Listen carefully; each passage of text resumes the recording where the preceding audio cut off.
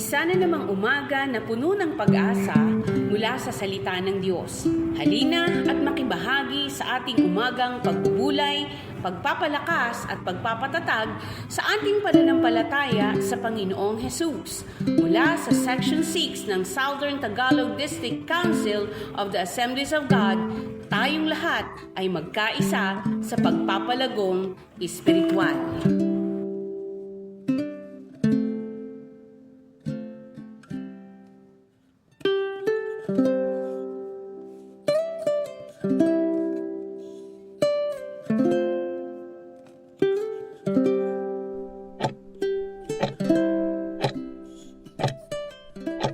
Praise God! Muli ang pasasalamat at ang pagkapurihan ay ating ibalik sa Panginoon.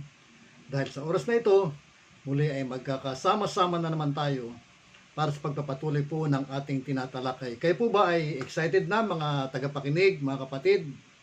Inyo po bang sinusundan ang apatin po mga araw-araw na tinatalakay sa iba't iba pong araw at iba't ibang mga mukha ang inyong nakikita sa bawat umaga, pero lamang kung linggo, sa ating pong devotion and prayer. Welcome pong muli sa part 3 ng atin pong tinatalakay, ang Living with Insecurity.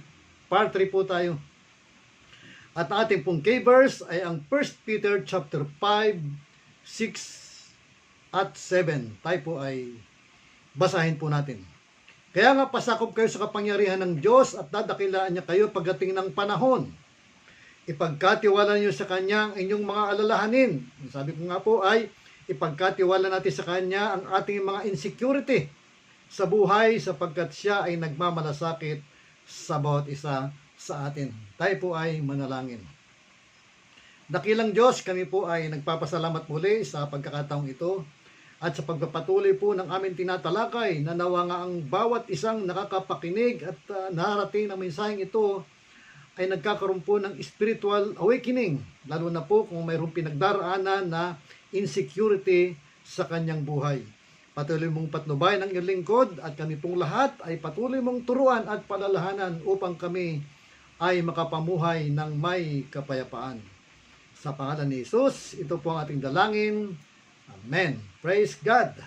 So yung pong una ay naparinggan po natin ang insecurity na kain in terms of offering na kung papaanong siya ay na-insecured o nasaktan siya dahil hindi tinanggap ang kanyang hain bagkus sa kanyang kapatid na si Abel ang tinanggap. At yung po namang pangalawa ay yung insecurity ni Miriam dahil ang kinakausap lamang ng Diyos ay si Moises na kanyang kapatid at siya po ay nagreklamo sa Panginoon. Now, tingnan po naman natin ang ating pong pag-uusapan ngayon ay ang insecurity ni Haring Saul. Ito po naman ay ang service to God na kung saan ay si Haring Saul ay nagkaroon po ng hindi magandang damdamin.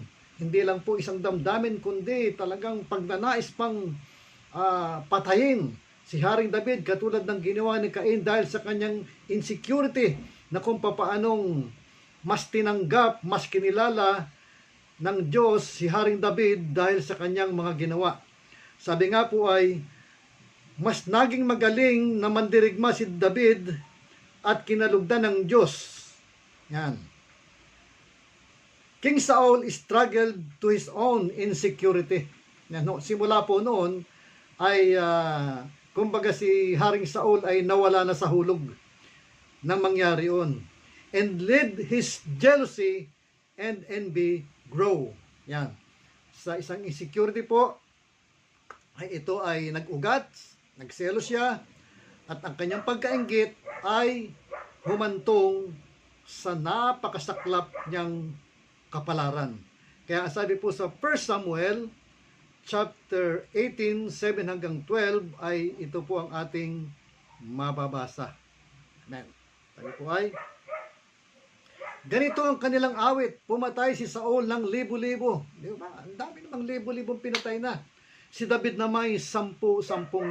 So, ibig sabihin 10 ulit po ang nangyari na ginawa ni Haring David. Hindi nagustuhan ni Saul ang sinasabi sa awit. Labis na itong ikinagalit at sinabi, Kung sinasabi nilang 10,000 ang pinatay ni David at ako'y libo-libo lang, kulang na lamang na siya'y kilalanin nilang hari. Ayan, no?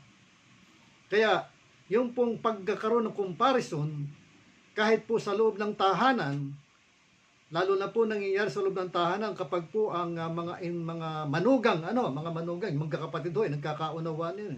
Ay minsan yung mga manugang parang nagkakaroon ng contest. At kapag mas napuri yung isang manugang at parang naiiwan sa area yung isang manugang, ay nagkakaroon siya ng insecurity at ang nagiging ending ay nagkakaroon ng mga issue, nagkakaroon ng gap.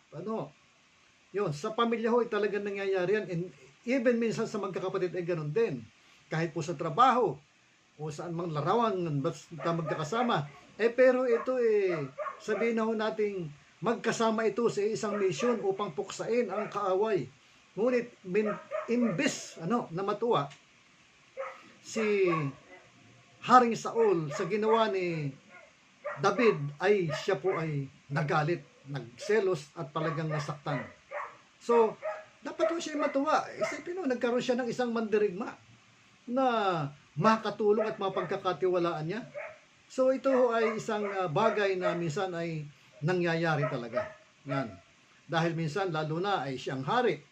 Diba? Dapat siyang number one na na ang papuri ay siyang makakatanggap. Siya dapat ang kalugdan ng Diyos. Pero may pagkakataon ho talaga na hindi may iwasan yan.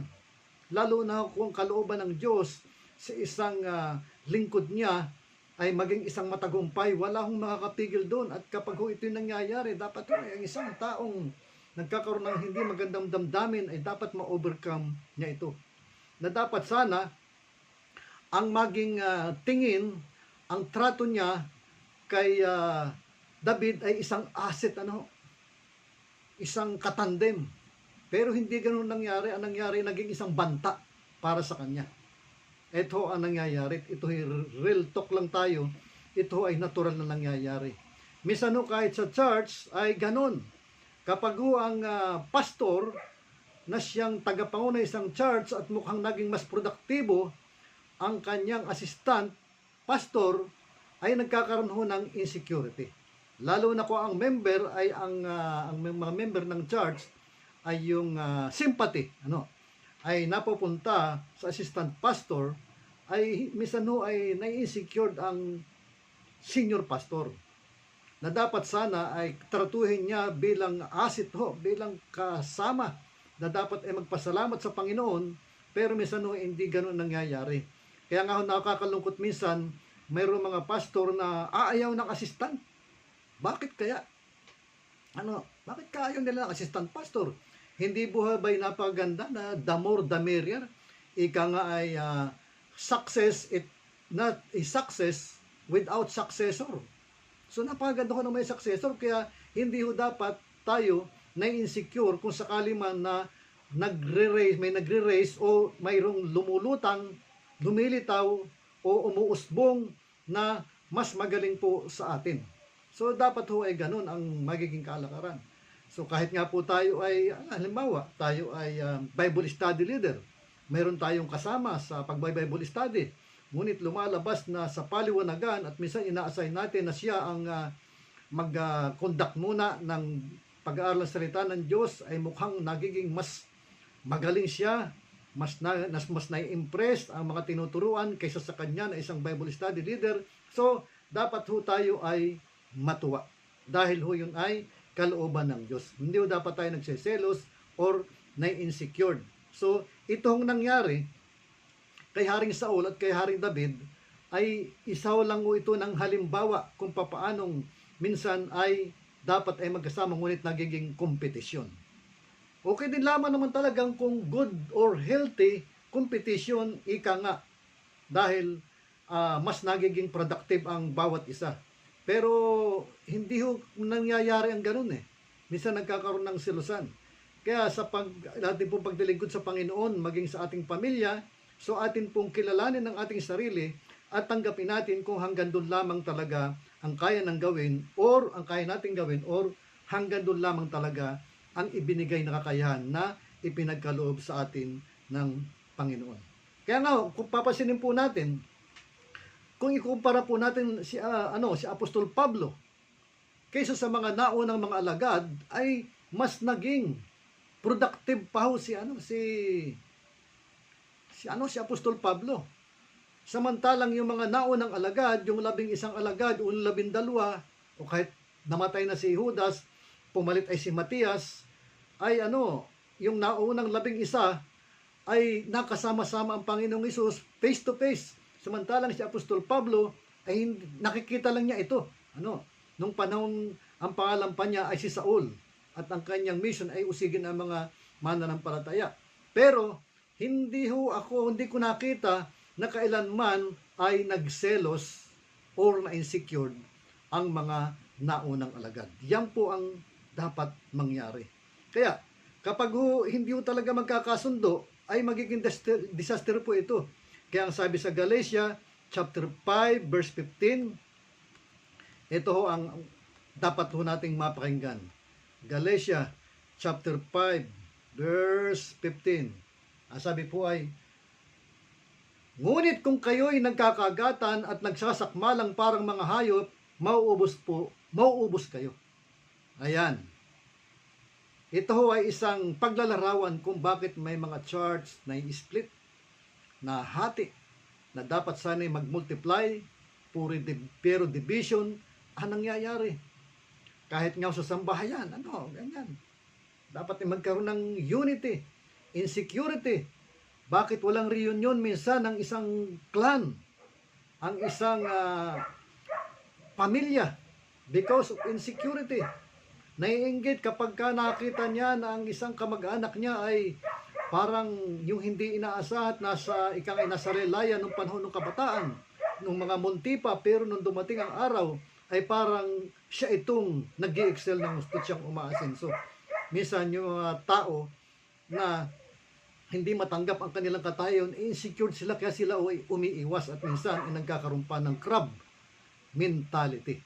So, dapat ho, mga tagapakinig, mga taga-subaybay, mga kapatid, so ang insecurity po ay kapag hindi ho natin na-overcome, malawak ho ang magiging consequences nito. Kaya atin po ulitin, Galatia chapter 5, yan, verse 15, sabi, ngunit kung kayo'y nagkakagatan at nagsasakmalang parang mga hayop, mauubos kayo. Sinasabi ko sa inyo, ang Espiritu ang gawin niyong patnubay sa inyong buhay at hindi kayo magiging alipin ng hilig ng laman. Now, kaya kahit nga po ako ay nagpapasalamat ako at madadagdagan na naman po ang ng isang pastor, ang church po na pinangunahan po ng inyong kapatid. So, yun po ay, kaya ako natutuwa, kahit po sa maiksing panahon ng pagiging pastor, ay nakapag-grace po agad ng isang pastor na katulad ko. At yun po ay napakalaking pasasalamat ko sa Panginoon dahil, di ba, mababawasan yung ibang tungkulin, ma-designate ko sa kanya, makatulong ko, kaya tratuhin natin ang ating kasamahan bilang katandim sa ministeryo. Hindi kakompetensya at hindi siya banta sa kung anuman posisyon or kalagayang meron tayo. Tayo po'y pumanatag, mag-submit po tayo sa Panginoon at tanggapin natin kung anuman ang kalooban ng Diyos, anuman ang ating ginagawa, saan man tayo naroon, anuman po ang ating kalagayan sa ating buhay. Purihin ang Diyos, tayo po ay manalangin. Dakilang Amang nasa langit, salamat po. Alam namin na ang mga nangyari kay Haring Saul at kay David ay pinahintulutan mong mapatala sa banal na kasulatan. Upang ito ay mapagbulay-bulay namin at ma-realize namin na ang ganitong attitude ni Haring Saul ay dapat ay walang space sa aming pagkatao. Na kung sakali man, Panginoong Diyos, na mayroong lumilitaw na mas magaling, mas marunong kaysa sa amin at mas produktibo sa amin, Lord, dapat kami magdiwang at magpasalamat dahil alam mo, ikaw ang nakaalam kung ano ang mas mabuti. Kaya po sa aming sambahayan, Panginoong Diyos, yung selusan, insecurity sa bawat pamilya, sa clan, Lord, nawa po ay ito ay ma-overcome sa trabaho at sa loob po ng aming iglesia na aming kinabibilangan. Salamat po, Ama. Salamat po, O Diyos. Ito ang ating sama-samang panalangin sa pangalan ni Jesus. Amen and amen.